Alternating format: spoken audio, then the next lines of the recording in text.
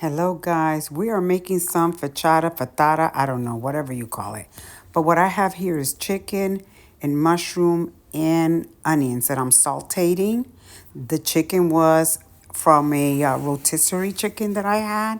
I'm just sauteing.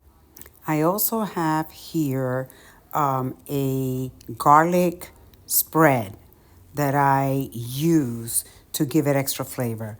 And my dough is just a simple bread dough that I make, like if you were going to be baking bread. That's all this is. You could, however, buy the pre-made dough that they sell at the grocery store and just do it that way.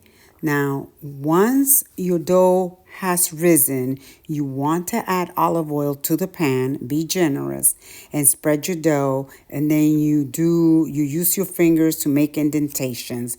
You add your toppings, whatever that topping is. In my case, I added my garlic spread that I made, and I also drizzled olive oil on top and then added my toppings, and then I baked it.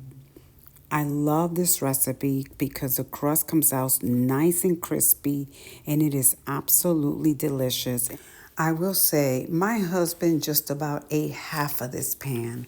It was that good. He was raving about it.